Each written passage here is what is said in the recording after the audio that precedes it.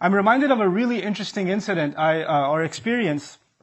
Almost over a year ago, I traveled to Oman. And we had a program there. There was a program that I attended in a masjid for about 7 days. It was an i'tikaf. There were about 500 of us that stayed there. And this was a steady program for just reflecting on the Quran. That's what it was. And there were rules for attending this program. And one of the rules was you have to leave your cell phone, astaghfirullah al-azim.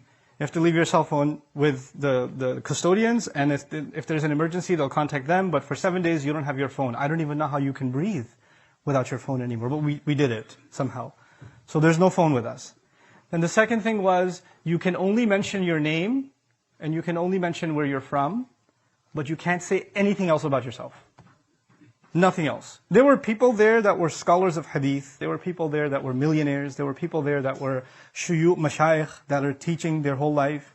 There were people there that own 2 camels, and that's their entire life, is taking care of those camels. There were people there that were taxi drivers, but we don't know who's who. Nobody knows who's who. All you can say is, ismi kada wa kada wa ana min, and that's it. That's all. And you don't say, this is how old I am, this is what I do for a living, this is what my job is. Nope, nothing. And when you're going to discuss Quran, you can't even quote scholars or technical Arabic things or whatever, because that might give somebody a clue, this guy is a scholar. So you can't talk like that. You have to keep everything basic. This is part of the rules.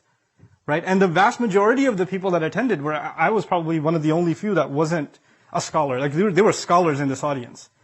But it was an exercise in humility. It was a profound exercise in humility for 7 days. Just to be abdan min ibadina. Just to be that. Just to be a servant from within our servants.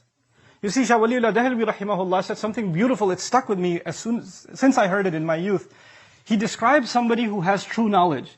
He said, when a tree bears fruit, its branches lower.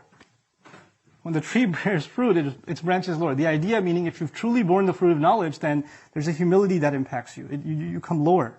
You don't think of yourself as higher. When somebody's questioning you, criticizing you, in your head, you're not processing, who are you to ask me? Excuse me, what do you know? Are you even on YouTube? You're going to ask me? That's not what's going on in your head. That's not what's going on in my head. This is the attitude of abdan min ibad.